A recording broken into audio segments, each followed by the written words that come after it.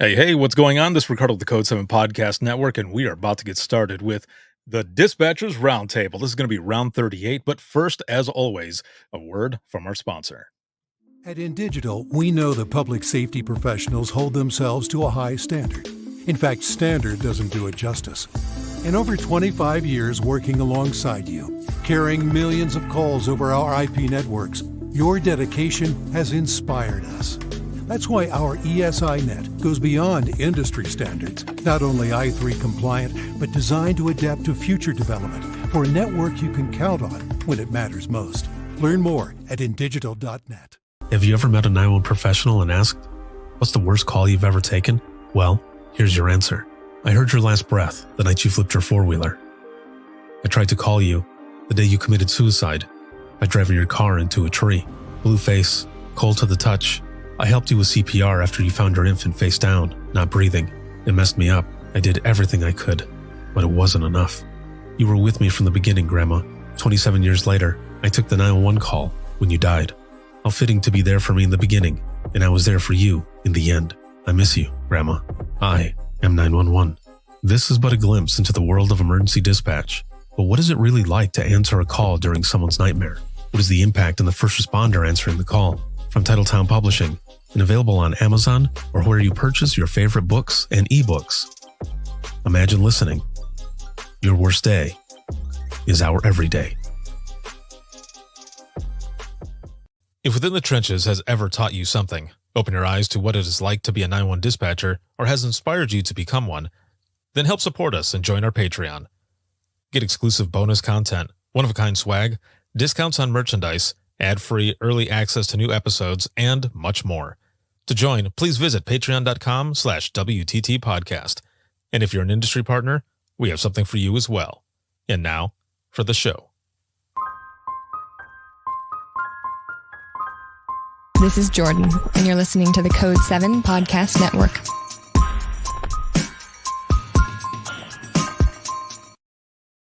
Warning. This episode contains the 3 A's of podcasting: adult content, adult language, and awesomeness. You've been warned. All right. I was able to stop it right before the open mic live intro started. The next time I do a round, next month, I will have the complete intro in there. I've been trying to work on that one for a while now. I kind of want to have like the boxing gloves come in and hit just like the logo shows, because I already have the intro music and everything for it, but I'm still building it. So thank you all for your patience, and welcome back to the Dispatchers Roundtable. This is going to be round 38. And our topic for today is breaking the stigma, a candid conversation on ADHD and 911 dispatch. But as always, quickly, this live broadcast is sponsored by InDigital, a leader next gen core services, and a big shout out to subscribers of the podcast. As always, the main podcast, and that is Within the Trenches.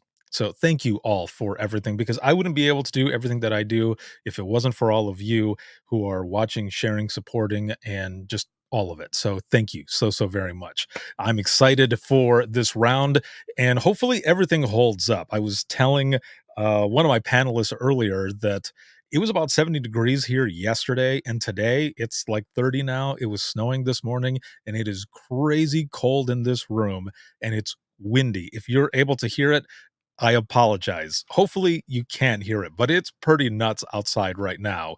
And this wall over here could potentially fall and hit me in the face. So we'll see what happens. But again, today for this round, we're going to be talking about ADHD and 911. And I want to introduce my first guest here. And she's going to give a brief overview of her public safety experience.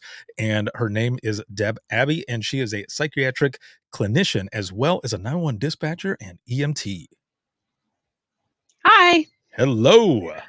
Okay, so overview of my stuff in public safety. So I started dispatching technically at Six Flags when I was 18 years old, and that was in 2001. And I'm aging myself. So anyway, a couple decades later, I'm still technically a dispatcher. But while I was dispatching, I was given permission to attained my bachelor's, my master's degree while I was in downtime on midnight shift. And so I ended up changing my career mostly because I was missing my son's stuff while I was dispatching and I had shift work. So I was just looking to get away from the shift work. But I became a psychiatric clinician after about 15 years in dispatch, and it's been about another 5 years since I switched careers. So, but I became a dispatcher, technically a 911 dispatcher in 2005. And Mhm. then I became an EMT, I think in 2008 or 2009. And so I worked per diem as an EMT, but I was always full time as a dispatcher. So I did 911 dispatch. I would do call taking. I would also do dispatch the fire department, dispatch the police department, and I worked for a small municipality. I would say it's small, but some not compared to some. So we had 5 fire departments and a very busy police department, and yeah, so I ended up leaving on my 10-year anniversary to complete my internship as a therapist. And now I'm an ADHD clinical specialist, and it's what I study, it's what I research. And I'm also a therapy dog handler. So Buster's here with me. If you can, oh, Buster, Oh, that was perfect right there. Oh my god. hippopotamus. Both hippopotamus practice these things. I have a wealth of information about ADHD, and I'm happy to answer questions, and we can move forward. All right, perfect, awesome. Well, thank you very much for being on here and for what you do and just everything. The service, all of it that you have done, and the experience. Your episode, like so, Deb and I did a podcast episode recently, and her episode is going to be coming out next week, which was so much fun. There was Mhm. so much information as well, and I'm excited for everyone to watch and listen to that one as well. But again, the moment that you said your dog's name and he threw his head back, like, that was just perfect. That will be a clip. He actually, yeah, he also just hit my caps lock button, so that's hopefully he doesn't close the Oh, screen. yep, perfect. Yes, that as well. Well, we have our next panelist. I've also had him as a guest on the podcast as well, and during that time, we were sharing his story and also his experience and journey with ADHD as well. And we're going to be getting to a lot of this, breaking down these things, what it is, and everything, how it comes to be, or just breaking it down that way. So the next panelist here is going to be Jeremy Meyer, a public safety communications leader and instructor. Afternoon, everybody.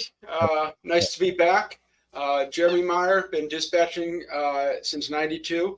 I've done a whole bunch of different things from small towns to big cities. Worked over in Kuwait, set up the 911 center there. Got to work at the Olympics in 2002 as a dispatcher. Been an instructor on public safety communications since 2004 or 5. And in my most recent role, I was director of 911 for the city of Albany. I was diagnosed in actually less than a month, probably less than 2 weeks before I left for Kuwait in '04 with ADHD. Yeah, so that's me in a nutshell. All right, awesome. Well, welcome to the both of you. And for anyone who is watching and listening, if you have any questions, please throw them in the comments, and we will go over them. A lot of the times with the round table, there are folks that are watching that are potentially at work as well, or they're listening. So there's not a lot of times where we will have some information pop up, but there is always something. And also, it looks like this is not showing up on LinkedIn.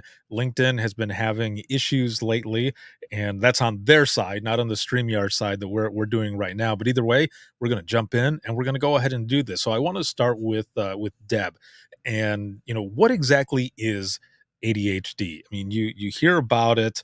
Yeah, I don't know, just everywhere, social media, the news, everything. You might have friends or family that have ADHD, but from your point of view, your perspective, like, what is it exactly? Now, does this start, in childhood? Is it developed as an adult? What is it exactly?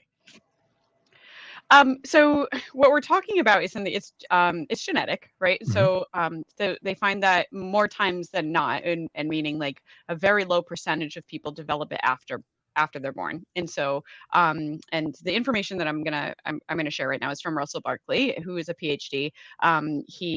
He does many different things. You've probably seen him streaming on different social media platforms, but Russell Barkley is one of the goats of ADHD. He's very passionate about activating or advocating for the cause and understanding and destigmatizing ADHD and medication for it. So ADHD is actually, so it's broken down to attention deficit hyperactivity disorder. And so one thing I want to say immediately is that this is not an attention deficit disorder.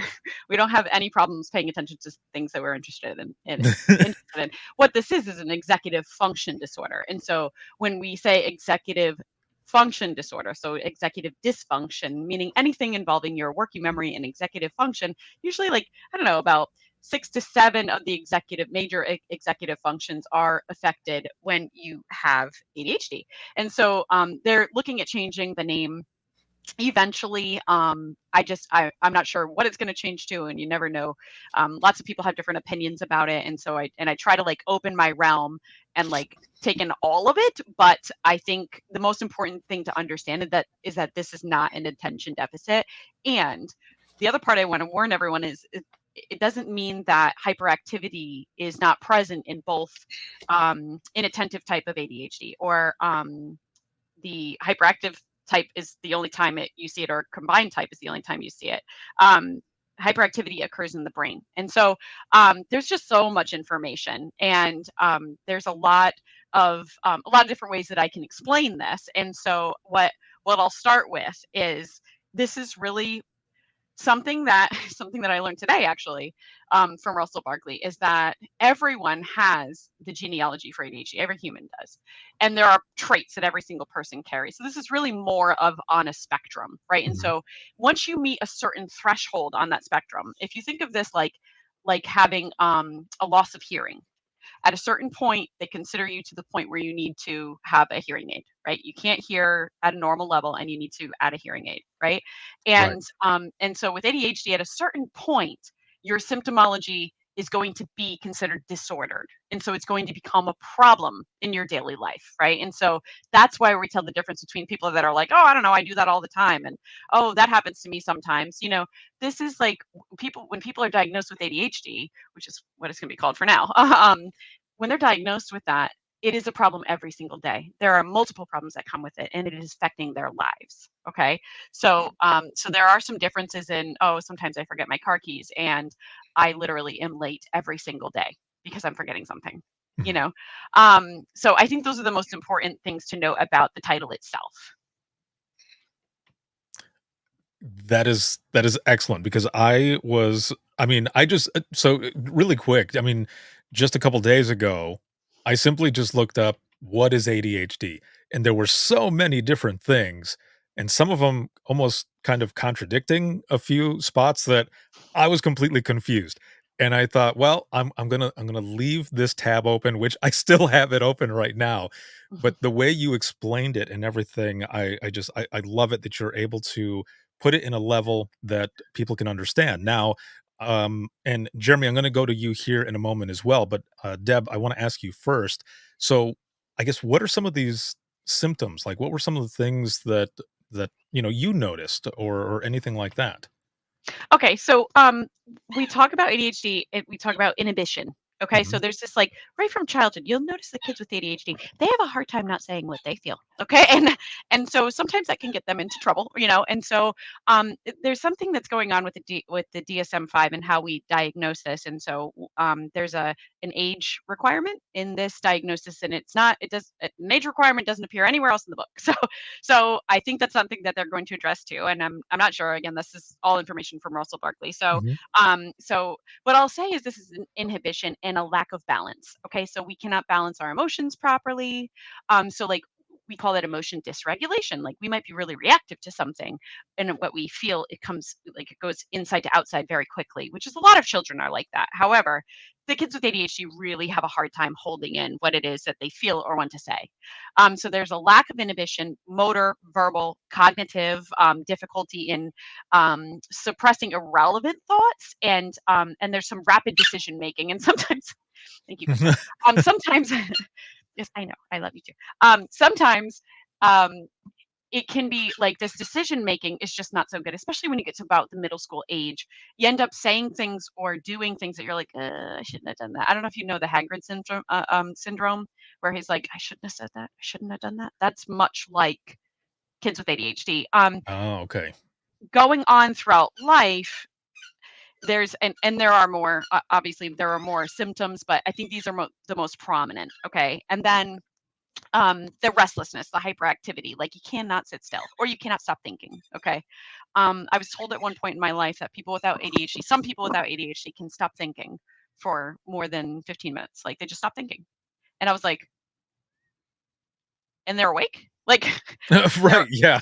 are they conscious? Like, are they looking at you? You know, like, and yes, they are, like, so I'll just say like the way that our thoughts are lined up is more like an intersection. And so all the time we have thoughts coming at us, and they could be funny thoughts like, what color is penguin poop? Or it could be more like I'm worried about this that I did in the past, and how's that going to affect my future? And oh, Mhm. what about the future? And so it all happens at once for us. So we have problems with time management, right? We have problems with impulsive decision making. We have problems with excuse me, we have problems with motivation, being able to like really take a step forward and get to the task that we want to do, usually because we're avoiding a part of it that we don't understand, we failed at it before, or we're not sure how to organize it, right? Mhm. So there's a lot of these different ways that it affects us, and everyone really has a different kind of ADHD. So one thing that Russell Barkley said in the training I was in today, which kind of blew my mind, is that there are no types. This is all the same disorder, and you will experience different parts of this disorder. You might be combined in certain areas. You might be inattentive in certain areas. You might be hyperactive in certain areas. It really depends on where you are in your life, what time it is in your life, and how your life is going for you at the time. Okay, so I hope that answers your question. I could talk about this for several hours straight with no one interrupting me. So someone just put a hand up or something, and be like, okay, Deb, that's enough.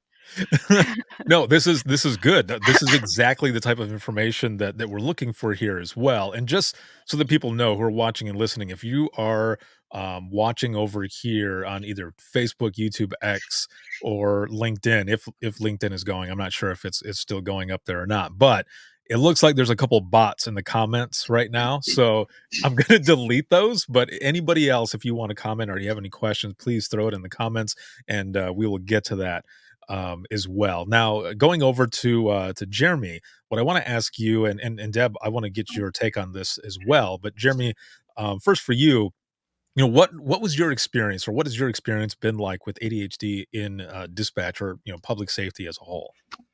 Well, I didn't get diagnosed until 2004, so 8 years after I got into it. Um, I didn't find, when I'm working in the PSAP as a call taker or as a dispatcher, it bothering me or affecting me too much. It was the routine stuff that when you work for a department, when it's just you and you're acting as basically the front desk person and all that, I would have problems with that stuff. But taking a 911 call, getting people out and all that, not a problem. It was that routine, mundane, slow-paced stuff that I was having problems with. And actually, just like Deb, I love Dr. Barkley. I follow him. He's current, he's relevant. And I like that because the traditional ways of getting therapy, counseling, or support for ADHD, that stuff just doesn't work for me. And I don't think it works for a significant amount of us because, we will be on the wagon for a while and then something happens and we fall off. So none of that stuff is able to stick. Some things work a little bit for me, like I color code everything. Mhm. Even when I'm making up stuff for the dispatcher that I post, if it's important, I make sure it stands out and stuff like that. I love the role as a director because I could have multiple screens going on and basically doing multiple projects at once. Do this for a half hour, hop on and do something else. So I kept my mind going. With my ADHD, especially as an adult, if my mind is not occupied, if it's not engaged, it says, fine, I'm going to sleep, and I get tired, which was the total opposite as a kid when I was just hyperactive because I wasn't diagnosed, where I was what you would consider a stereotypical ADHD kid. I was all over the place, physically, mentally, verbally. I was just, out there. The hyperactiveness has gone away a little bit as I got older, but I'm still fidgety. But nowhere near as bad as when I was a kid. So for me to understand a little bit better, as you were saying in dispatch, or while multitasking and everything, you are, you're focused. It didn't affect any, or there was no impact, right? But the everyday mundane rather, things were ones that were hard for you. So just in the scenario that you were giving, if you're working up front, right, and you're at let's just say small PD, it's just you that's there working 8 or 12 hours or whatever by yourself, and you have someone walking in to, let's just say, file a complaint or do something with I'm there's a lot of places that still do this, but when I first started dispatching, we would have people come in and we would give out bicycle permits to be at a park. Like they needed something like that. So stuff like that is that what you mean as well? Like the kind of the everyday thing, people coming in, it was a, it was a little harder to concentrate, or what do you Yeah, mean? Just so that I can understand better. it was the office administrative type Mhm. stuff. Um, Because it's not as I would just, stimulating, you mean? yeah, because Okay. I would forget about it, and I would forget about it because then you get a 911 call. Distraction comes in, you totally forget about that stuff. Um, and that can be hard. And it wasn't until about 5, 6 years ago that I really started working on what I was uh, taught to call my negative tracks in my head, my beating myself up. And I was horrible with that. I worked at a center and I would screw up the admin stuff and I would be cursing myself out under my breath to the point where my coworkers thought I was talking smack about them. And I Oh had to man. tell my supervisor, no. I said, I'm beating myself up for my stupid mistakes. Uh, you know, it's not 100% gone, but it's like 90% better than it was because I would beat myself up all the time. And it wasn't an environmental thing. Supportive schools, supportive professionals in the schools, supportive mother, brother. Um, I wasn't called stupid, dumb, lazy, or anything like that. So these negative soundtracks were just genetically embedded into me. Um, I am thankful because I don't know where I would be if I didn't have that support in people not saying those things to me. Deb talked about it being genetic. I believe it is. My father was alcoholic. He was extremely, very, very abusive. Luckily, I think because of my age, I wasn't a victim of that. But I really think the alcoholism was self-medicating.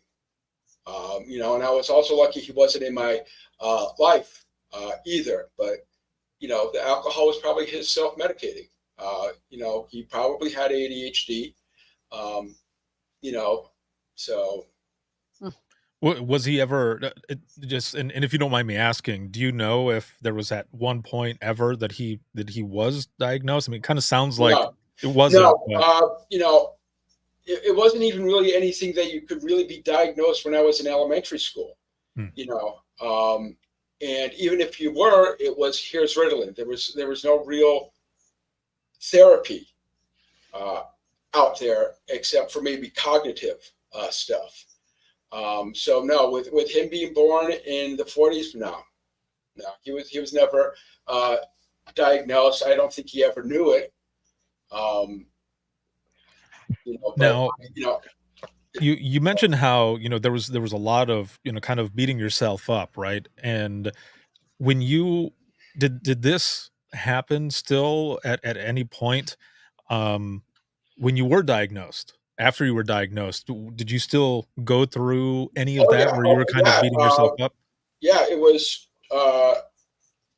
2004 that I was diagnosed, and I think maybe 2018, maybe probably more likely 19 is when I really started working on, when those negative things come into my head, stopping them. You're going, well, no. I still, once in a blue moon, it happens, and then I catch it and Mhm. stuff. But yeah, I would go off the handle at myself for stupid stuff. So So before we go back over to Deb to get her experience as well, what was some of the, I guess, some of the impact of having ADHD while being in dispatch?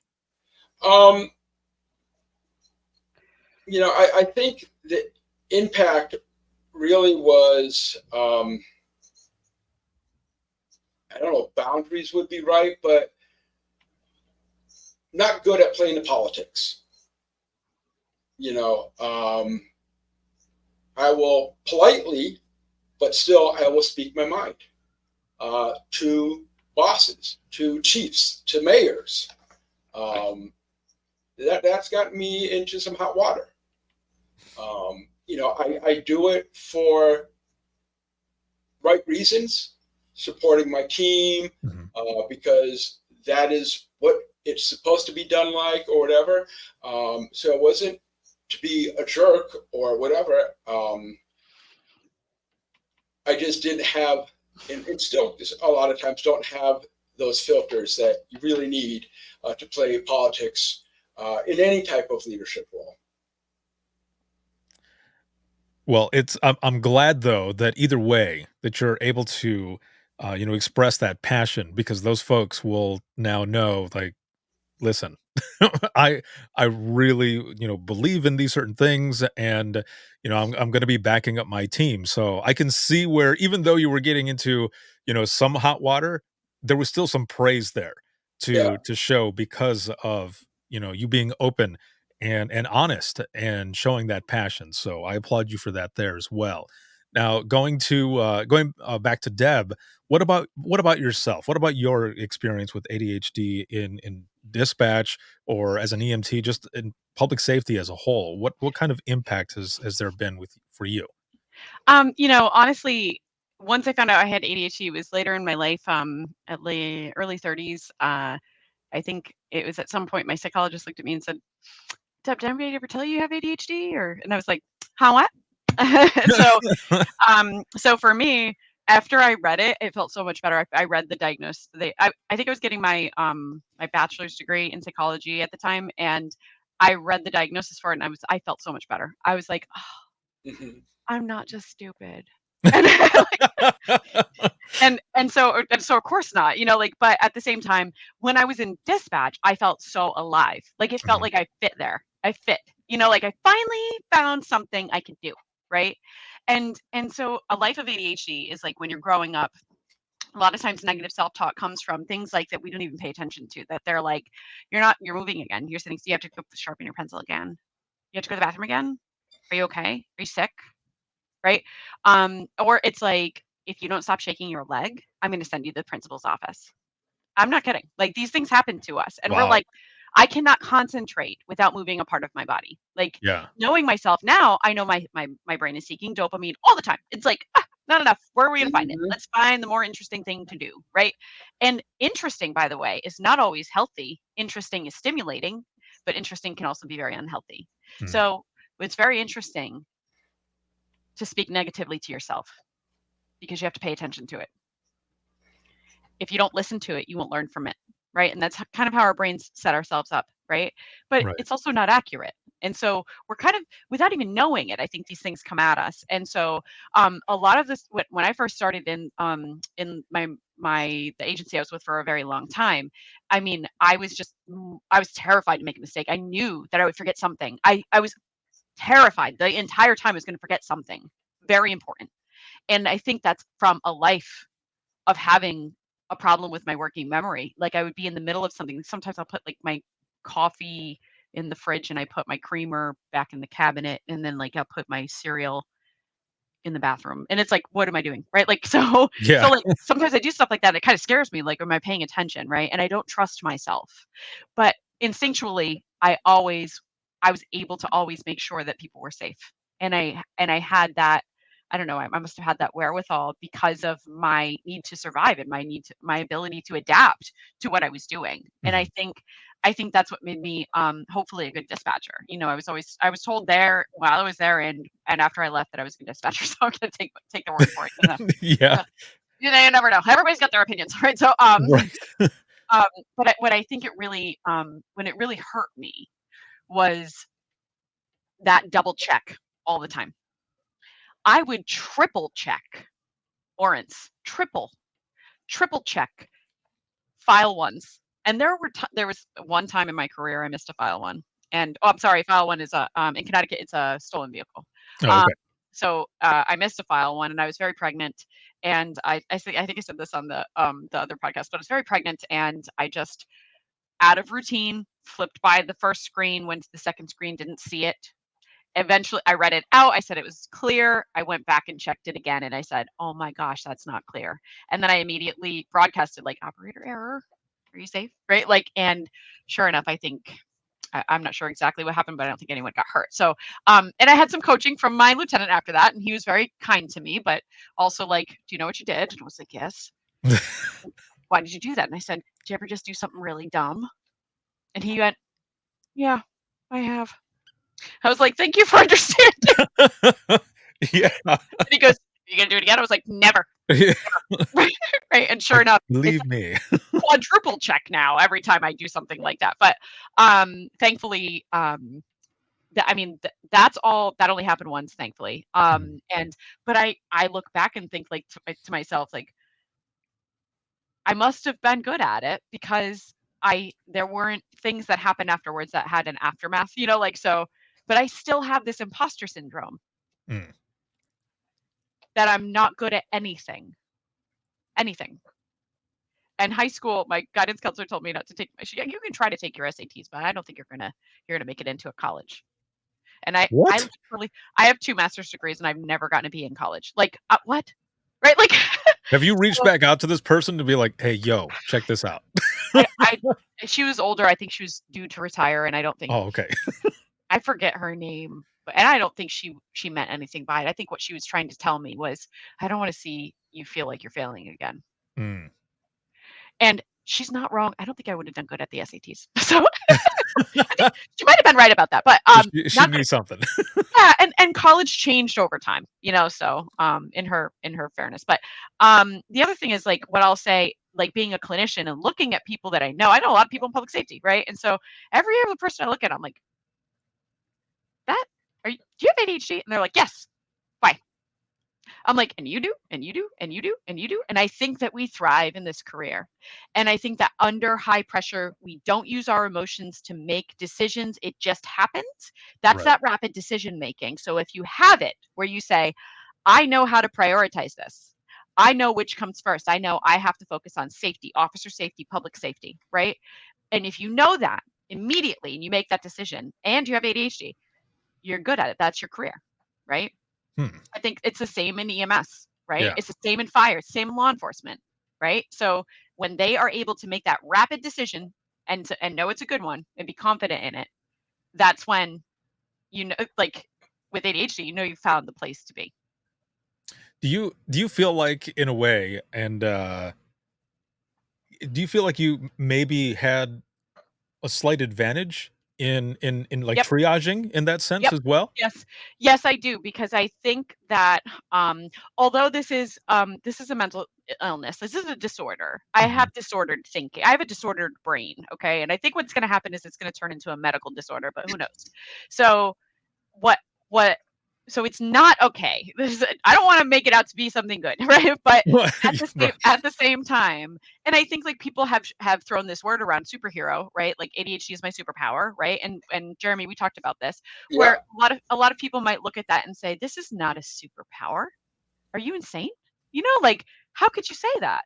Mhm. But when I'll tell you that when you like my type of ADHD, the way that I was in that environment, the ability to move from this to that to this to that to this to that, and move my foot and my hand at the same time and talk to two different people, that's the only way I can describe it. It was I was thriving in that environment.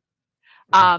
And I still like really highly interactive environments. I like to be stimulated. So I like people. The one thing that really worried me when I went to go into therapy was like, how am I going to sit still for that long and talk to people? And just listen. I went to one of my professors and I said, Dr. Stacy, I can't stop talking. she said, oh, honey, you have to get to gab. and she said, it's okay. Some therapists do, and some people love it. You just got to find your people, you know. And I'm blessed to have like a full clientele of people that trust me, and thankfully they trust me, I think. And and I think they've made progress, and there are people that have come and gone from therapy, and so Mhm. I know hopefully they're feeling better, and hopefully I'm helping. Well, this is a good thing and also refreshing to hear because I can only imagine that there are, a lot of folks that might, be watching this, whether it be live or in the replay, which, a lot of times with this program, people are watching more of the replay than watching it live, that they're probably hearing the both of you talk about this and think, damn, I'm not alone. Like this, there is there's a silver lining to what it is that I'm going through, and now excuse me, I know that there's more to this, and that's why these conversations and this program is, really important for us to be talking about things like this, because there's got to be a few people out there that are probably afraid to talk about it, which kind of segues into the next question here is, and this is for either one of you to jump in, but how do you think the fear of judgment impacts people's willingness to discuss ADHD openly? Mm, I definitely understand it and see it. I don't go and never have gone to people above me and say, hey, I have ADHD. Um, I was out of the industry for a short while and I requested accommodations. And, within 5 months, I was outsourced. I can understand the fear. Yes, ADA and a whole bunch of other stuff, but there's so many laws out there to protect employees from discrimination and abuse and bullying, yet it's still rampant. Mhm. So I can understand, that fear, and then also being judged by others. With that being said, though, as an instructor, I've run several dispatch academies. I've done a lot of training throughout the Northeast. And yeah, I will bring it up during training. I will bring it up to my dispatchers, to my supervisors that, yeah, I have it. So this is why I need you to follow up your conversation with me with an email. Mhm. I explain why. Um, you know, um, it can be difficult. The big problem is, everybody jumping onto, it's the in thing to say you have. And that is harmful to those of us that have been diagnosed with it. Um, I've heard way too often, stuff like, everyone has ADHD or I have ADHD, yet they've never bothered to get diagnosed. And undiagnosed ADHD can, be a problem, personal life and career. So if you think you have it, get diagnosed. There's so many, ways and places to do it. I went to the ADD Center of Western Mass in 2004 in January. I spent 4 or 5 hours going through the whole evaluation, and then got the report. It's important, if you have it, to get diagnosed. How you want to deal with it afterwards, I'm not going to say that you should do medication or not. That is an individual choice. For me, it helps. It is not a cure-all. You're not going to take Ritalin. You're not going to take Adderall and boom, everything, you're neurotypical. No, it helps. So by making statements like, oh, I have ADHD just because you forgot your coffee at home that morning. No, it's just like saying somebody has OCD. No, unless it is debilitating to your life, no, you don't. When you're washing your hands 20 times before you leave the bathroom, that's OCD. So, and people also need to realize that, by making these statements, those of us who are diagnosed, we're felt like our condition, or whatever you want to call it, is not valid. So what you're saying is, like, every day there are folks who kind of joke about it, like, Yeah, oh, I've got this or whatever, but that's offensive in a way. yeah, That's what you mean? yeah. So that's another reason why people may not speak up, because they don't want to be invalidated for having ADHD. So It's important to get diagnosed, and getting diagnosed by the proper people, not online. Preferably not by your primary or general. You want a psychiatrist, or a psych nurse practitioner. Somebody who's got experience, expertise, specialized training in ADHD. And that's why when I went in 2004, I found a center that deals with nothing but ADHD in children and adults. And then I got re-diagnosed in 2014 and did that through Easter Seals. And they had, people that's all they deal with is ADHD. now, before I go over to Deb, I want to ask you really quick, as you were, I guess, kind of approaching the time where you had, received your diagnosis and everything, as we're talking about this fear of judgment and all, was there any moment that you yourself, Jeremy, did you feel embarrassed? Like, did you, like, I don't really want to talk about this, or like, how No, was that for you? no, I never did, and probably because, once I was like, okay, I'm going to go get diagnosed. I realized I've had this since at least elementary school, if not earlier. The evaluation is a long process, and I knew going into it that I had to be wide open, honest about everything as far back as I could remember, which was first grade. I was that horrible kid in first grade and second grade that would have a tantrum in school and literally throw kids' books at the teacher.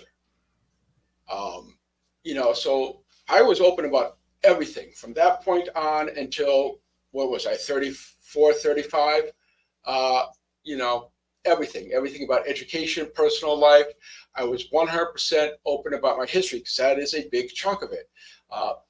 Questionnaire, very, very long questionnaire. And then they want to know stuff like,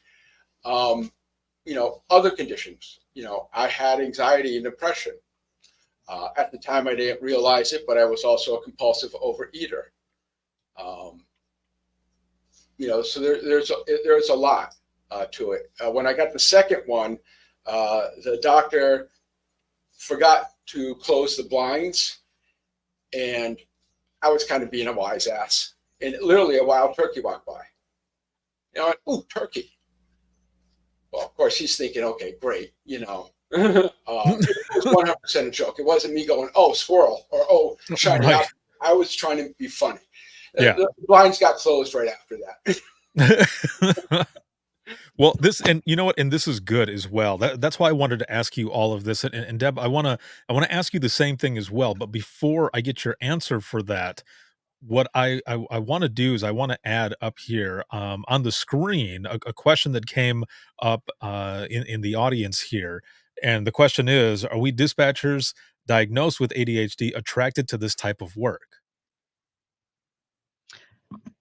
I think so. I think it's stimulating.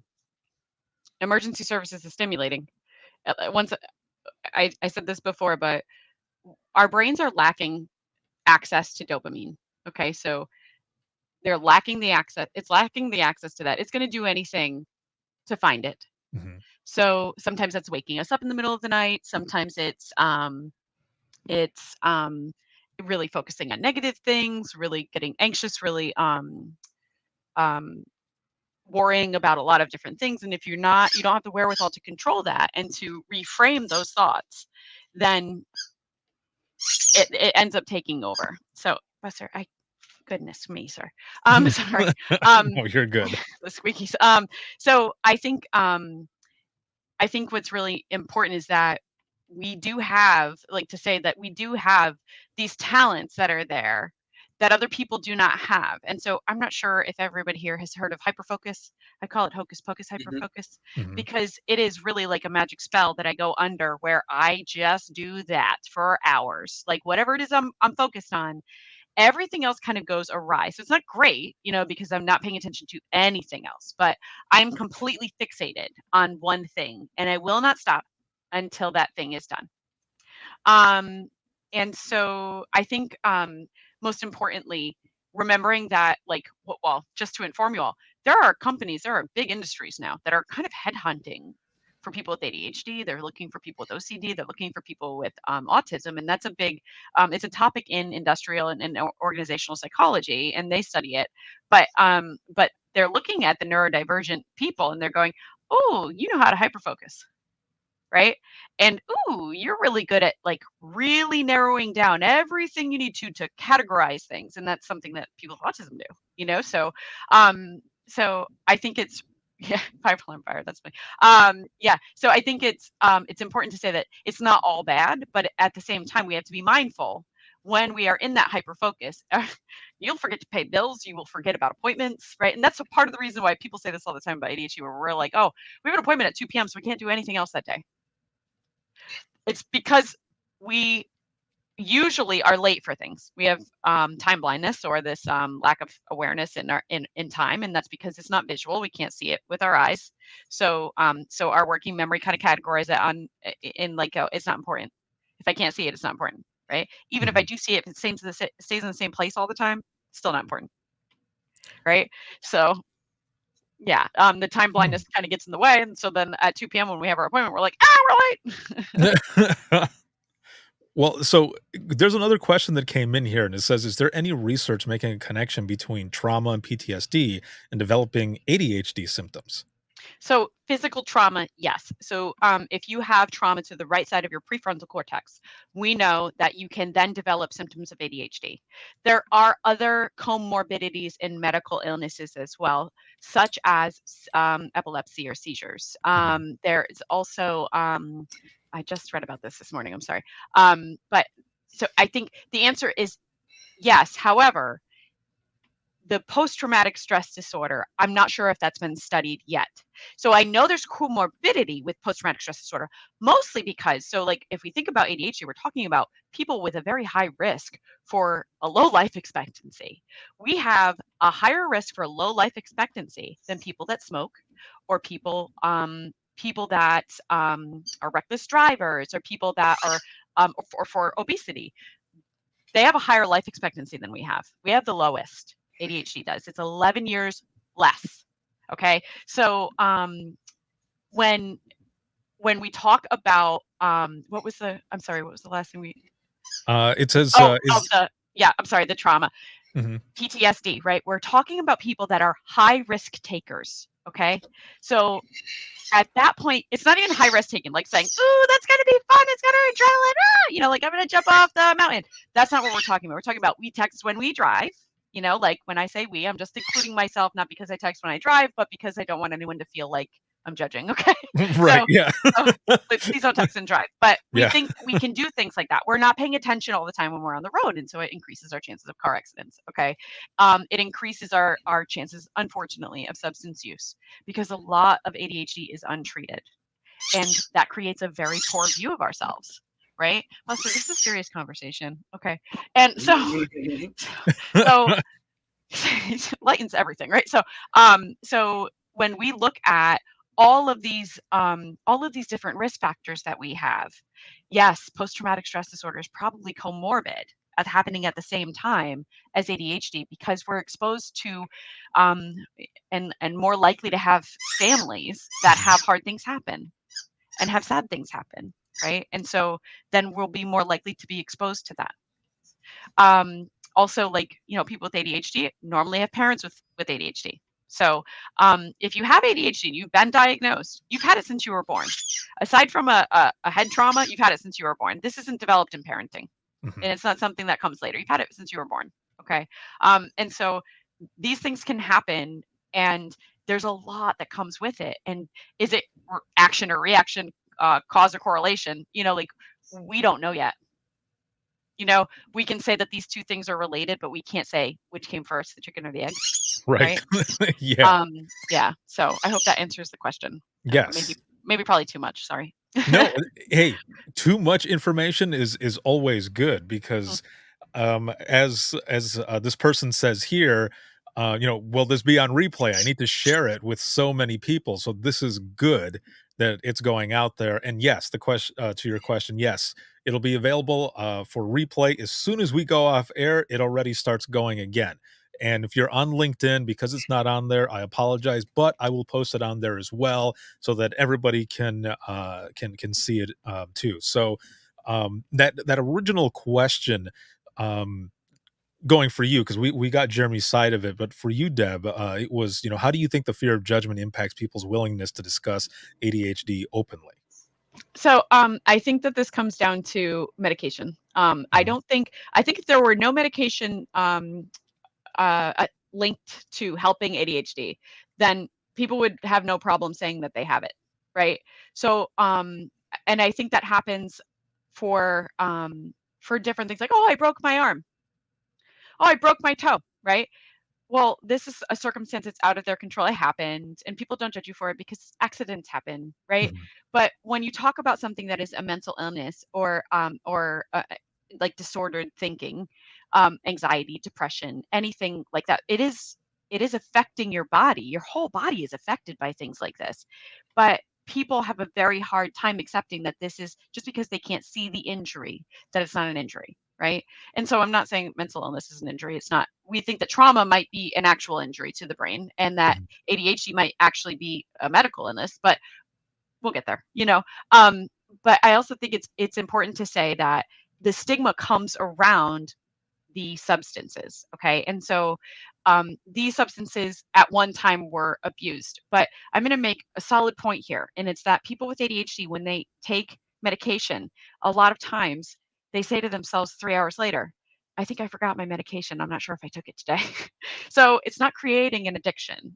We see that in research too.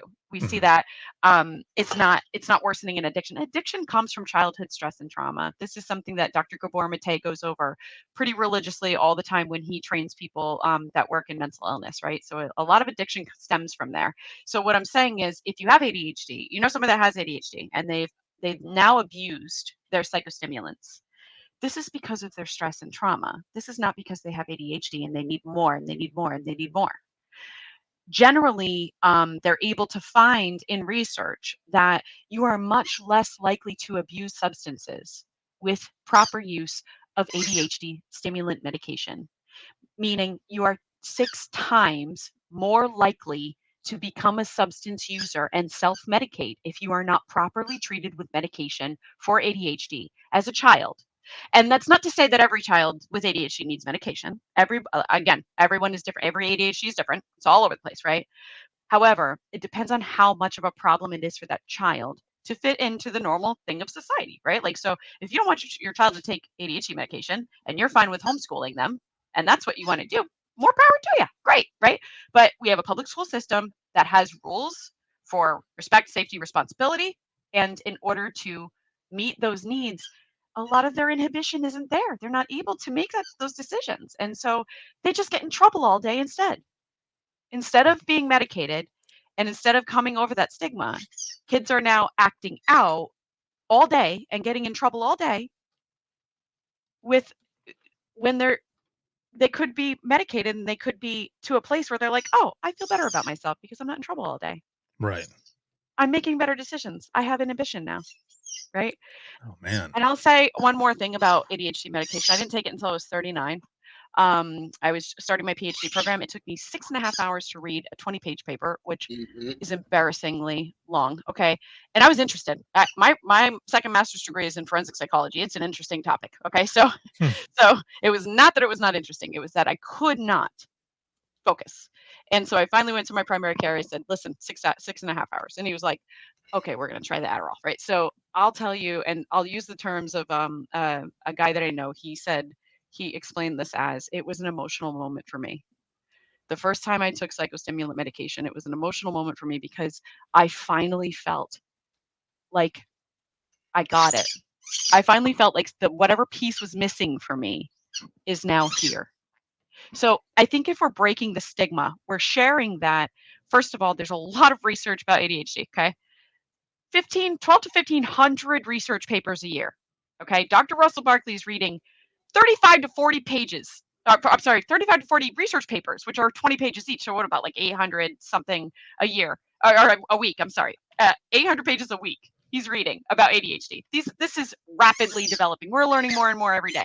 You cannot be diagnosed by a brain scan. You can't. Okay. Just so everyone knows, you cannot have your brain scanned and find out. Okay. So if anybody tells you that, don't pay for it. Okay. That's not how this works. It is, Right. we don't have scans that see it. It is too finite, okay, to be able to identify in most people. Some people you can see it, but you would have to have a before and an after. You'd have to have this to compare to this, and you don't have that when you're having a brain scan, right? So, so what I want to what I just read Woody's comment. But what I want to focus on is that medication is helpful if that's your choice. Like Jeremy said, everyone is different and it is your choice, right? And so if you feel it's right for you or you feel it's right for your child, make that decision for them. Try to release that stigma that it's dangerous because it is one of the safest medications shown to be in research studies. It's one of the safest medications in mental health. It's one that we know. We know that when we give it to someone, it helps them. We know they have ADHD then, so it's it to me it's very sad that people don't talk about it because of this stigma, because of this medication tied to it. And there are a lot of doctors, physicians, and I think Jeremy was talking about how getting diagnosed by the right person. It's important that that person knows what ADHD is now, not what it Right. was in 1980, because it's changed. What we know about it has changed, right? In the past 2 years, it's changed. So it's important that you pay attention to if they know what they're doing. And they might think that they do, and they're not lying. They just are, they're just not updated. That's all. Man, so this just listening to you talk about all of this, I wasn't even thinking about the medication part. It was more so thinking about, um, kind of like just as an example for myself when I was in dispatch and I was struggling with some of those calls, and it was more so that being afraid that someone would think that I was weak, for asking for help, and then finally just not giving a shit and saying, I'm gonna go ahead and talk about this. I'm gonna share it and continue on.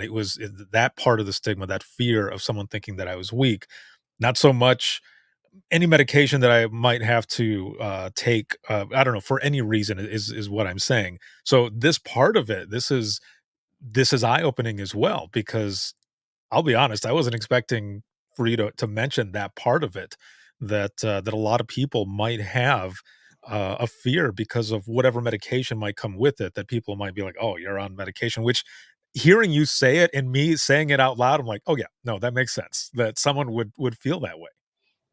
Yeah, I mean, it's heavily influenced by the media. Mhm, Media's gonna say whatever they want to get your views, right? And so, they don't have facts, that's not research. And sometimes they might share research studies, but it's legal for them to just say part of the research study and not the whole thing. mhm. So they might focus on something, but if you don't have the wherewithal to be able to read an entire research study, I wouldn't rely on what the media is saying about it because they don't either. Exactly. Yeah, there you go. It's always something to question, as well when stuff is coming out. Now, the next question that I have here, and we're already an hour in, but we're gonna be going over because I've got 3 more questions here to go over. So looking over to you, Jeremy, what are some ways, and Deb, I want your opinion on this as well, but starting with Jeremy, what are some ways that organizations can create a more inclusive and supportive environment for individuals with, ADHD? I'm going to take it from the stance of uh, when people are being trained. Mhm. Um, don't be using the trigger words. Dumb, lazy. Why aren't you getting this? Whether they have ADHD or not, that is not going to help anybody succeed. Um, it's going to make it a lot harder. So just treat people when you're training, whether it's at an academy or in a CTO on the job program, um, with respect and dignity. And if they do decide to bring it to an individual's attention that they have ADHD, shut up about it. It's not your job or your business to spread the word. If the trainee or a coworker decides to tell you something, it's in confident. They want it to be confidential. Let them decide who to tell and why. Um, Well, as a director though, or as a person who's working, at an emergency communications center, what are some of those ways that, to implement or putting some programs, or maybe not even just some programs, but maybe just some information basically, so that you can bridge that gap through the communication to understand, what are some of those ways to make it more inclusive and supportive? yeah. Well, first, having been at the department since October, um, and really, it's stuff like this. I know Tracy Eldridge is looking at doing some type of course or program or whatever on ADHD. Um, Getting the word out. Not saying you have ADHD when you haven't been diagnosed uh, and stuff. Just respect your colleagues, your coworkers. People should get trained. You want to call it sensitivity training or whatever it is, fine. But educate your people about ADHD. Um, what it is, what it isn't, and if somebody decides to say yes, I have it. Um, as a leader, supervisor, CTO, help them with what they think might make it easier for them to do the job and be successful. Back when I started, 10 codes. We had 99 10 codes. I had a laminated piece of paper with the most common ones highlighted because there was just no way I was going to remember them. And I kept that at the position every time I worked. So let them have their cheat sheets and job aids. And if that's going to help them, then, go for it. Work with them if they don't know ways, take the time in between calls. I've worked in centers, where you're getting, 120,000 calls a year, there's still downtime. So look it up on the internet, what you can do to help the person. As somebody who was in a director position in an administrative position in the past, it's about open line of communication, trust, and just educating people. It's very hard to like put a policy in place. It's like there's things like no gossip, things that people can sign and say we won't gossip and stuff like that. That's not enforceable, and it wouldn't pass the union. Any union would shut that down. So it's from that point, it's hard.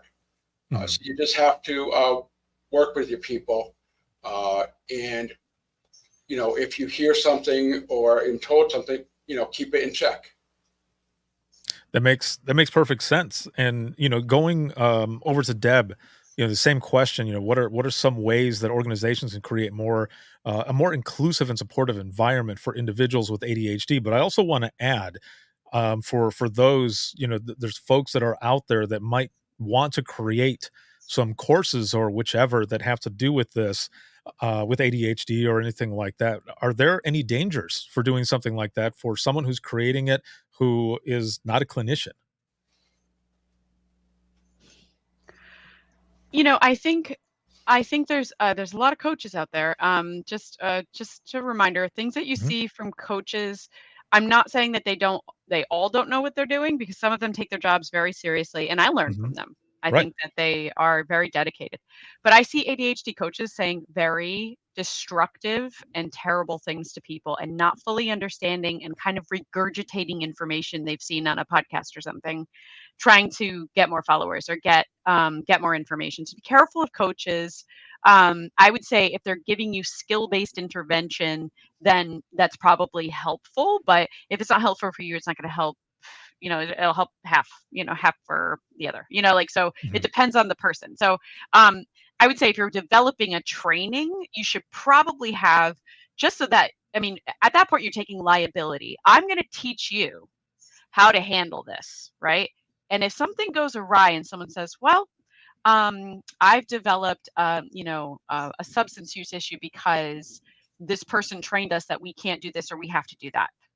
Just be careful of what you're putting out there for people, because I'm an ADHD clinical specialist. I've been specializing in this for only 2 years right now. So I don't think it's appropriate for me to make a training for it. Right. And as a person with 2 master's degrees and lots of research done with ADHD, I still don't think it's appropriate. Um, will I start to build something for maybe people to understand ADHD and see like just more information about it? Maybe. But when it comes down to like actually training people on how to intervene with it, or how to give accommodations for it, I would just be careful. Um, when we talk about interventions and accommodations, one thing we know with ADHD is that people need fidgets. Okay, so to concentrate on something, to hold still, right? And so I'll say like lots of people in dispatch are probably scrolling through their phones as a fidget, right? And so I would just be careful, because a phone is a distraction. It's not a fidget.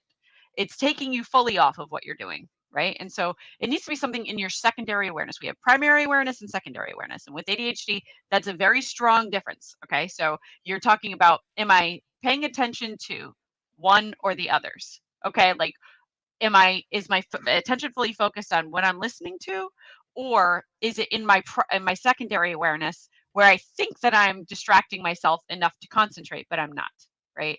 And I know that can be confusing, but with ADHD, we need something in our secondary awareness in order to concentrate, because we have to have two things going at once. Okay, so that's why fidgets work for people. It's in their secondary awareness, but as soon as somebody else can hear it, see it, or it pulls away from your own attention to what you're paying attention to, then it's considered a distraction. Okay. Mhm. So fidgets are one thing. And to say like they can provide fidgets, it's like, well, you're adults, you can buy your own. They're $3. But could they could they provide them? Sure. like, could they give you different kinds of seating? They have ADHD chairs that's actually like almost like a console, looks like a console underneath the chair, and you put your knees on the like the little stool underneath your chair, and you can go back and forth and swing back and forth, right? And so that's part of it. Another one is the bouncy ball chair, that Oh, okay. That I've there's seen. Yes. that's magical. Okay. The other thing is putting an elastic band underneath like the rolly chair or whatever, because dispatchers take our chairs seriously. Like we are like these are the ergonomic queens of Right. the world, right? So chairs are another thing. But I think the elastic on the chair, those are accommodations. The other accommodation I would say, people I've seen TikToks and stuff where people are like, oh, do I get a disability accommodation for my time blindness? No. No. So so time blindness is when we lose track of time, Mhm. right? And it'll just go by. And we're like, "Oh, I have to be there." We also can't measure it correctly, right? So it's like, "Oh, well, I have to be there at 2:30. So and it takes 5 minutes to get there, so I'm leaving at 2:25." So you look at your clock sitting in your house at 2:25 and go, "Okay, I got to leave." But you don't get out to your car until 2:30. And then you're 5 minutes late, right? And so it's like and it adds on to that too, right? So people are saying, well, I'm going to be late every day because I have ADHD. No, you need to set your alarm earlier. Sorry. These are accommodations that, yes, if they were out of your control and there were no skill-based interventions, then yes, I do believe in that, right? But if there are skill-based interventions that you need to put in place and make sure that you are successful, those are things that you need to take care of. That's my clinical opinion. Okay. So like when we have somebody that's like, oh, but I'm late every day because I have time blindness. But okay, if you have time blindness, here's my recommendation: get some hourglasses and set your hourglasses up to be able to watch them drain the time, right? So you see that visual effect of, so hourglasses, they sell them in sets that are like hour, half hour, 45 minutes, whatever, 15 minutes, 3 minutes, 2 minutes, 1 minute. You will watch the time go by, right? And you'll be like, ooh, oh, I'm down to 3. Oh, I gotta go, right? Like, and you start to watch that time shrink Yeah. visibly because our occipital lobe is more active than our prefrontal cortex, which is our timing, sequencing, and selecting is our prefrontal cortex. Our occipital lobe is visual, right? So we have visual aids for things, okay? So that's another accommodation. And I think that's something that does come up in social media. So I kind of wanted to address it. No, that is good because some of that stuff I have not seen, and now I'm going to go looking for a lot of that stuff too, just basically to educate myself because I know folks who have been diagnosed with ADHD. However, we've never had like a conversation in or I haven't learned more. So this is good for myself personally too to learn more and understand because it's what I want to do and I want others who are watching this to be able to understand as well. And if Mhm. it's someone who has been diagnosed with ADHD and is afraid to talk about it or maybe even go to attempt to speak to someone for a diagnosis or something, I want them to be able to watch this and see that it is okay and that you can go to seek help and not feel embarrassed or anything like that there are folks out here that are dealing with the same thing and that they won't feel alone. That's what all of this is about. So I'm glad that the both of you are here, that we're having this conversation. And the I'll say this really quick. The most recent comment that had come in, I put it on the screen while you were talking, and I didn't mean to throw it up there to throw you off or anything, but you were definitely focused on what you were saying, so it didn't throw you off. So that was amazing. But it says, "Start it now, Deb. We really need help out here." Talking about you not feeling comfortable, right, creating a program or a training or anything, but that's what that part was too. So, I That's mean, sweet. Yeah, I and when appreciate you're that. ready, yeah. I know that people like, so when we talk about it as clinicians, we follow the Mhm. ACA code of ethics, right? And so the code of ethics is like you shall not practice in areas that you are not experienced in. And Yes. so although I do have a lot of experience in terms of like treating ADHD, I treat almost everyone I treat has ADHD, and not because I diagnosed them, because they came to me with it, right? So Yeah, they have found me. I do think like I'm collecting that information. I wanted to make sure I went through at least my second training in my ADHD CCSP before I started something. So mhm, I do plan to start soon. I'm also, I'm a PhD student right now, so I take this very seriously. My information, the information that I say, is always going to be we think this right now, right? Like, so our research is, once again, every 12 to 1500 papers a year. This is a highly researched topic. Okay, so it's changing all the time. So right now, in this moment, on February 28th of 2024, this is the this is what I think the information is. Okay, so I'll do my best guess, but with anything in social science or anything in a lot of different sciences, we are only as strong as our statistics, right? And our statistics can only measure so much in terms of variables. So there's a lot of different things that are happening with variables right now because of COVID, right? damn Lots it, of different COVID. changes. Lots of changes in people because of COVID. Lots of Right, changes yeah, in children because of COVID, right? And so right. we almost have to take that whole group of people that were affected by it and push them aside and say, is that because of COVID though? Not God, because of that's the disease itself, like the sickness itself, but right. because they were affected by the social stuff that was going on and the worry and the fear and all of different things, right? So there's a lot of different variables that are included there. But I love like being able to psychoeducate people, right? And so being able to say, like, interpret kind of like sometimes when you read doctor speak, it's really frustrating. Even me reading the doctor speak, and I am getting my PhD, so I read a lot of research papers, and I'm still like, okay, that's what it means. They're saying it in jargon that is really difficult to interpret, but I am trained to interpret it.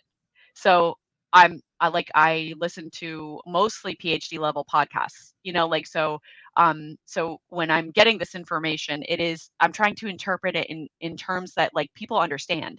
Like Yeah, this is a lot of this is not relatable to read.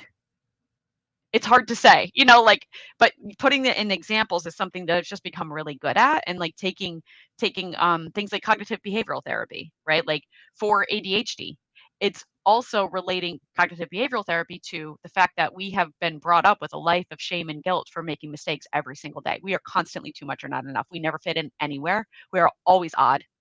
There's always something that we did that we regret doing. We regret doing it in the first 15 minutes, and we forget about it. We do it again, right? That's our working memory and our executive function issues. damn. I'm sorry. I say that and I chuckle because I could talk to you for hours just listening to you talk Sorry. about a Sorry. lot of this stuff. No, no, no, don't be sorry. I say Uh, that as a good thing I because know. and again, that everyone who is listening to this are getting something from this, and that's why I love doing the Dispatchers Roundtable and everything because of these powerful conversations and stuff that sometimes people don't talk about and then they end up watching it and then there's emails coming like how do I get a hold of these people, how do I talk to them? So this is a really good thing. Now moving on to the next question here for Jeremy, and again, as we've been doing, I want from the both of you, how do you think the lack of tools and maybe tips or tricks for managing ADHD in the dispatch profession impacts individuals with ADHD in this profession? Yeah, I think, again, tips, tools, tricks, uh, they're short lived for those of us who have ADHD. If they are tried out at all. The traditional way, before people like Dr. Barkley, Deb, and people who are current with information, uh, none of those traditional things really ever helped me. And people that I've talked to, and I did a lot of meet and greets before we scheduled this with other dispatchers with ADHD, and same thing. It just doesn't work. Mainly because it doesn't last. It doesn't become a habit. And it's because it's hard for us to form habits, to form positive habits. So, I wish I could give some advice saying, doing this or doing that, but it's also very individual. My Yeah. ADHD is different than Deb's, that is different from somebody else's. So it's difficult to be able to put, a list basically together and say, yeah, you should try this, this, this, and this. Best advice is figure out what works for you. If it's job aids, if it's, putting stuff out on your position, as cheat sheets and stuff like that, do it. Find out what works for you, and, do that. That makes sense. I mean, it's like anything, in the sense that there's a lot of trial and error, right, for a lot of different things, and which you end up, becoming not only comfortable with, but that just really, you dial in and it works for you. That's what you stick to. And, as just the way you're saying it, for others, your situation is going to be a little different. So, no, that's good. Now, Deb, same question, but also, if there are any tools or tips or tricks or anything that can help manage it in this profession, what are some of those, Deb?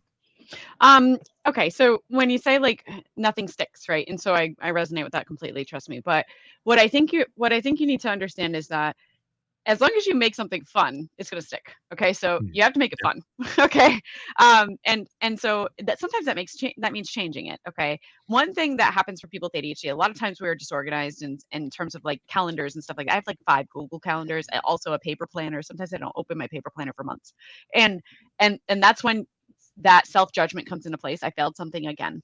Nothing sticks, right? And so that's something that like we have a lot of shame and guilt about is that we can't stick to anything. We're not committed.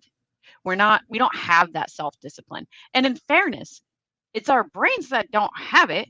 We don't make that choice. There are several different breakdowns that go on in your brain, and I can go into all the medical terminology and the neurology of it if you want, but it's just going to confuse everybody because it's in so many different areas of our brain that we're going to be like, okay, I got lost. I got lost on like basal ganglios, and all these things. So what I'll say is as long as you're making it fun, you will remember to do it because you're going to look forward to it. So you're going to Mhm. say, Andrew Huberman is like someone that I follow, and he's really more of an ophthalmologist that's works for Stanford. He does podcasts. I'm not, a Huberman Lab. I'm sure a lot of people are fans of him, but he is famous for really researching how the brain works, right? Like, and how do I make it happen, right? And so he talks about SMART goals, setting SMART goals, but a lot of people talk about SMART goals: specific, measurable, attainable, relative, and timely, right? And so a lot of people talk about SMART goals, but what he said is your brain won't recognize it unless you write it down every single day.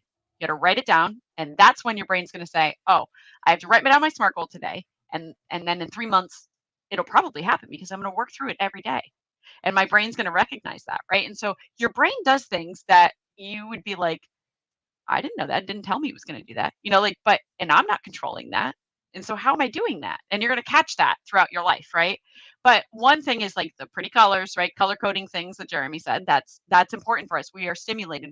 We're also those people that buy planners, paper planners with the big, like the sticky notes everywhere, and then it'll just like mold into wherever it sits, and we forget that it exists, right? And so that's called it's what we call object permanence. Okay, so when something's sitting in something for a place for so long that we're like, where is that thing? I forgot it exists. Like, where is it? And it's sitting right in front of me the whole time. So in order to do that, one trick I do with like planners is find like the, I don't know, national day of the day and write it in each day, or the word of the day, write it in each day. Learn something, stimulate yourself. What is like the song that came out this day in history? Like, who was born on this day in history?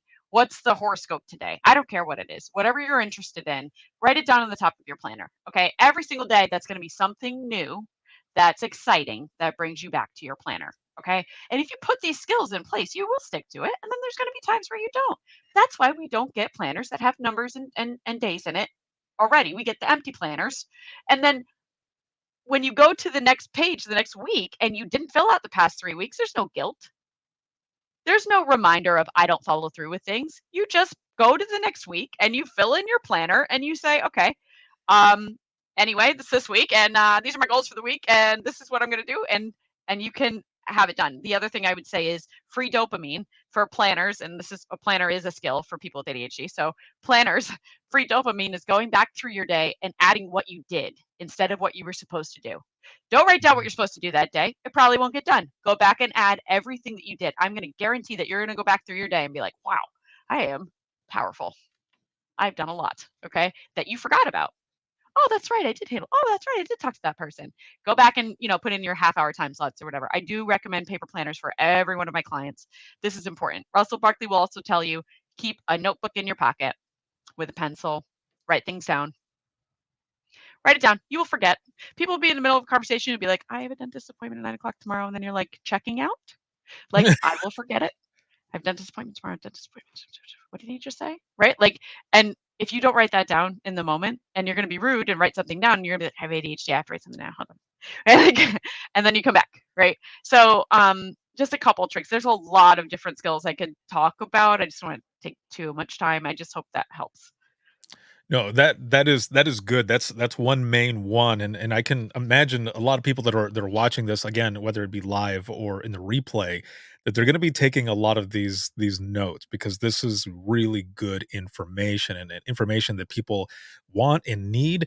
And so, as we're going into the wrap up of this episode, as we're going on about an hour and a half, but I Hungry. seriously, I could continue listening to all of this because this is, again, like I said, this is good information and information that people need and maybe have been wanting to hear, have been wanting to look for, but when they go look for it, it's not explained or interpreted in a way that it's not high level is what I'm getting at. So, like the stuff that you guys have been talking about, I mean, it's good information and complex, but you're putting it in a way that anyone can really understand and take in and realize like, oh, like there's more that can be done, or there's more that I can do, there's more that I can learn, and I'm really understanding this. And also people will probably share this off and be like, okay, you've got to watch this because this is making so much sense. So I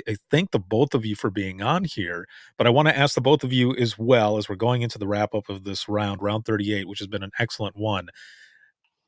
And of course, only if you feel comfortable, but for anyone who might be kind of on the fence about seeking some sort of help or wanting to go, come forward, not to us, that's not what I mean, but to be able to go to get a diagnosis and feel kind of comfortable doing it, what maybe is some advice that you can give, maybe even kind of looking into your experience when you decided it's time, what would you tell others?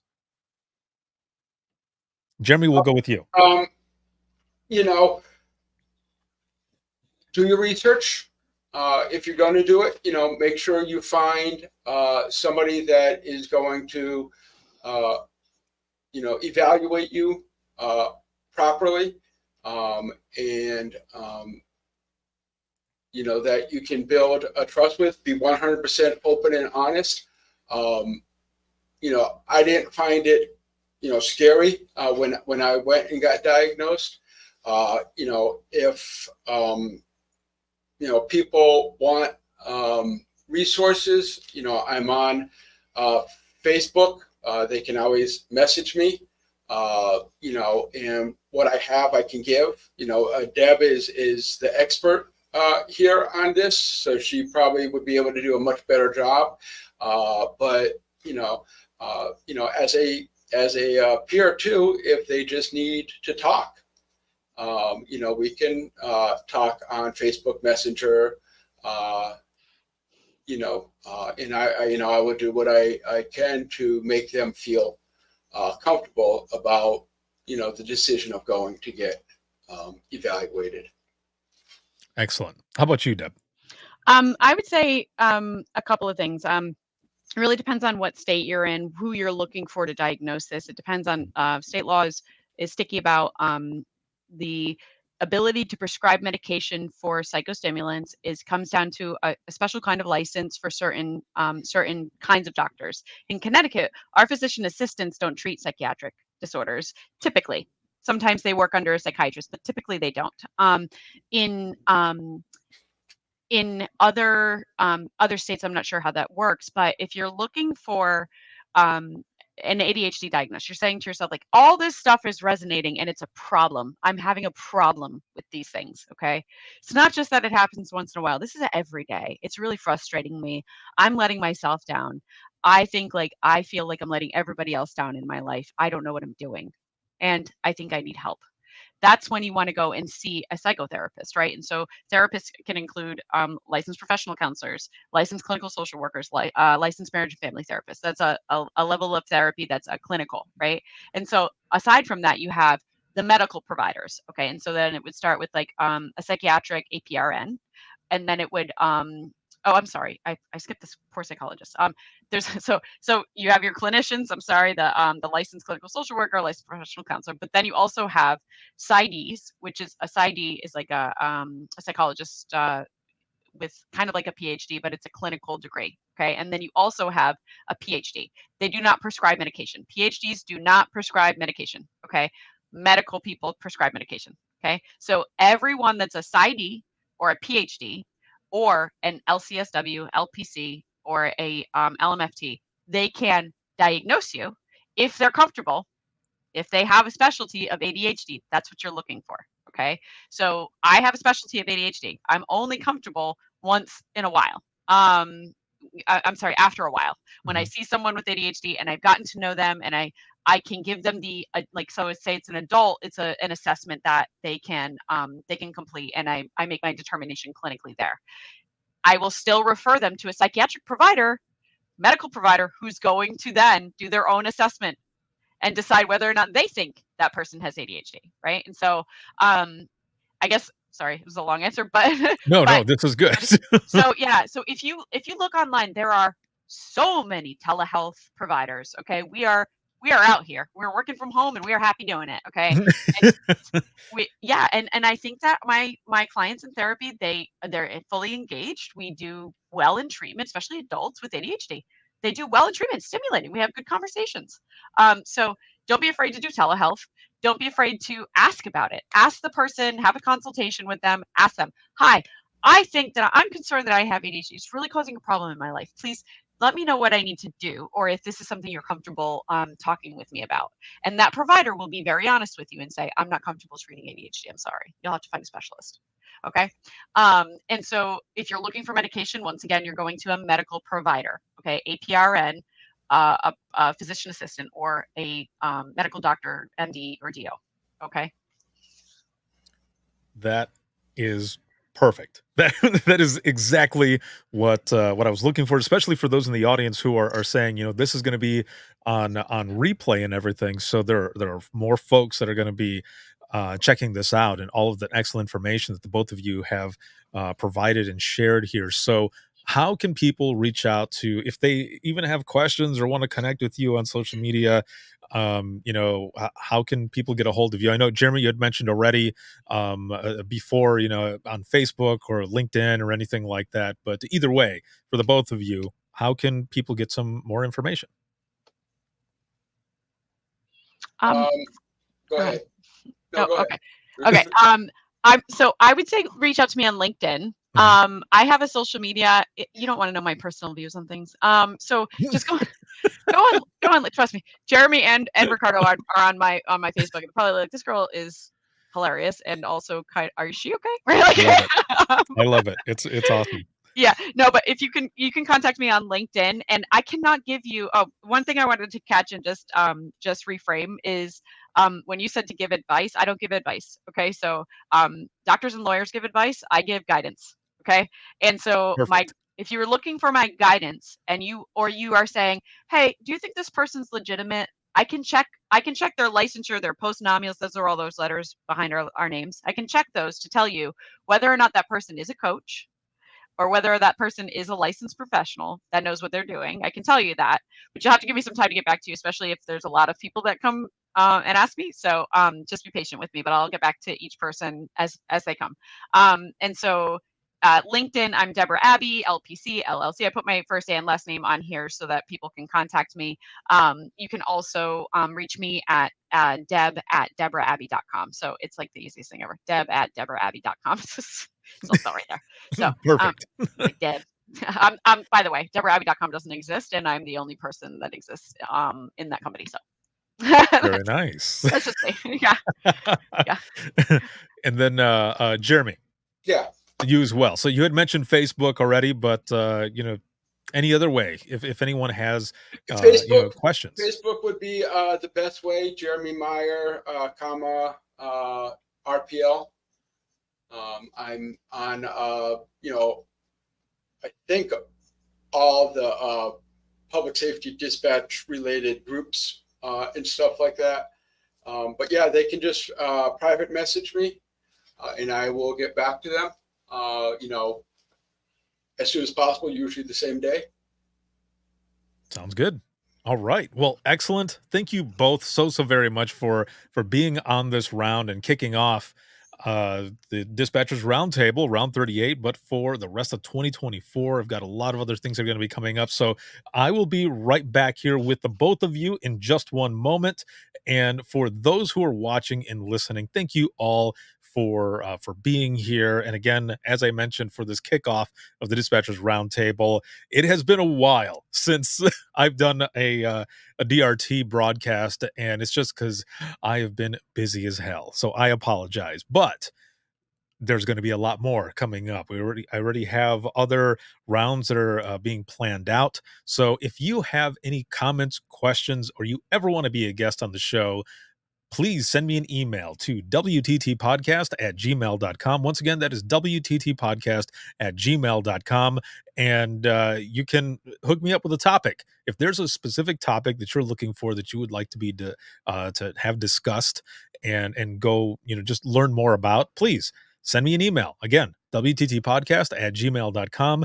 And this live broadcast has been sponsored by InDigital, Leader Next Gen Core Services. And also, if you want to become a supporter of the podcast or follow us on social media, all you simply have to do is go to links.co/WTT podcast. And that's links with 2 i's.co/WTT podcast. And you'll find everything there: email, social media, where to follow, as well as the most recent episode of Within the Trenches podcast, the flagship show.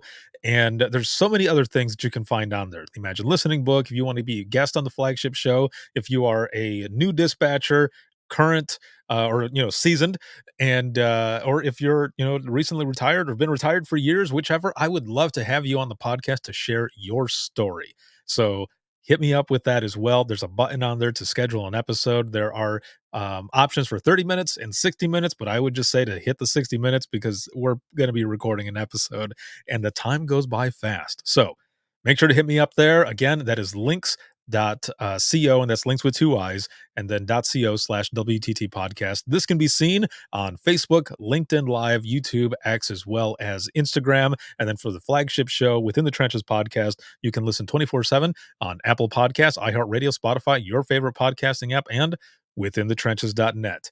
Have a good one, everyone, and we will see you all in the next one.